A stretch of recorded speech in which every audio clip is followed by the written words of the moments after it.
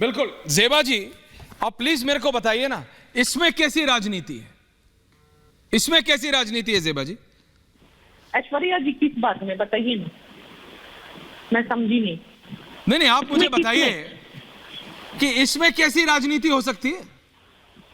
बाबा कह रहे हैं कि अगर छेड़खानी करने की सोची भी तो अगले चौराहे पे यमराज तुम्हारा इंतजार कर रहा है और मैसेज दिखा दिया। टांगे टूटी हुई हैं उन हैवानों की।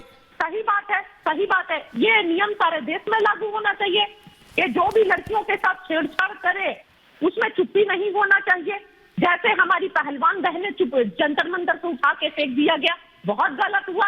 उन्नाव में जो रेप केस हुआ था कुलदीप सिंह सेंगर के साथ क्या हुआ, ये भी थोड़ा इस पर नजर डालनी चाहिए। स्वामी चिन्मयानंद भी क्या हुआ, ये सब भी बात करने लायक बातें हैं, है ना। तो बिल्कुल स्वागत है, ऐसा देश में हर जगह होना चाहिए। जहां पर जो महिलाओं पर नजर डाले उन पर सख्त कार्रवाई होनी चाहिए, इसका हम स्वागत करते हैं। लेकिन ये सिर्फ भाषणबाजी में नहीं होना चाहिए, ये भाषणबाजी में नहीं होना चाहिए, धरातल पर उतरना चाहिए और पूरे देश में होना चाहिए।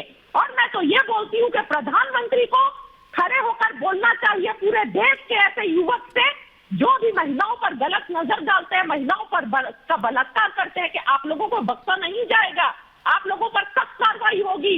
ये अपराध आप लोग छोड़ दिए और भूल जाए, अपराधियों को पाताल लोक से भी निकाला जाएगा। ये देश के प्रधानमंत्री को भी पूरे देश के ऐसे मानसिकता के लोगों को एक ट्रेनिंग देनी चाहिए। नहीं, बिल्कुल। और कानून व्यवस्था प्रदेश का विशेषाधिकार होता है, स्टेट गवर्नमेंट का। इसीलिए अगर स्टेट का मुखिया कह रहा है और अगर विभूति नारायण जी आप नहीं, एक सेकंड ज़ेबा जी, आ रहा हूं मैम, वापस आ रहा हूं। ज़ेबा जी प्लीज रिलैक्स, आपने अपनी बात रखी है, मुझे दूसरों के पास भी जाने दीजिए। विभूति नारायण जी, आप पूर्व डीजीपी हैं उत्तर प्रदेश के। सर, मुझे आपको बताने की जरूरत नहीं कि कितना प्रेशर आता था उत्तर प्रदेश पुलिस के ऊपर, हो सकता है अभी भी आता, कॉल्स अभी भी जाती हो, अरे भाई इसने ये कर दिया है, हो गया है, छोड़ देना, हमारा ये लगता है, या तो हमारी पार्टी का है या हमारा रिश्तेदार लगता है। लेकिन जब प्रदेश का मुखिया कह रहा है, Sharma visuals of the chief minister, जब प्रदेश का मुखिया कह रहा है विभूति नारायण जी, तो क्लियर है ना, पुलिस को भी तो क्लियर लाइन मिलती है ना।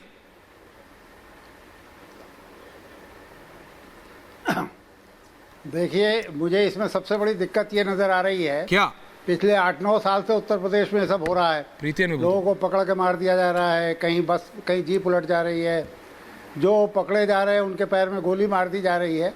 तो अब तक तो अपराध उत्तर प्रदेश में ख़त्म हो जाना चाहिए था। ये लगभग वैसे ही है जैसे एक मुख्यमंत्री हमारे यहाँ आई थी, जिनके ज़माने में ये कहा जाता था कि हर महीने अपराध कम होना चाहिए, तो पुलिस ने मुकदमे कायम करने बंद कर दिए थे, हर महीने 20% 25% ख़त्म हो रहे थे अपराध। तो देखिए, ये शॉर्टकट वाला रास्ता जो योगी जी अपना रहे हैं, ये उचित नहीं है।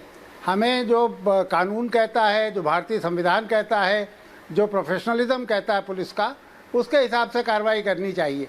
ये जो एक लड़की का केस कहा गया है जिसमें वो दुपट्टा उसका खींचा जा रहा था, तो वो पहले दिन नहीं खींचा गया था।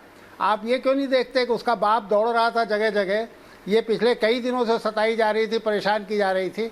अंत में एक दिन वो दुपट्टा ऐसे खींचा गया कि वो ज़मीन पर गिर गई और कुचली गई और मर गई।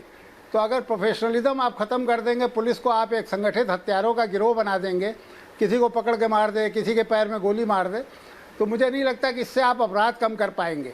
अगर इससे अपराध कम हुए होते तो पिछले 4-5 साल से तो हो रहा है, अब तक ख़त्म हो जाने चाहिए थे।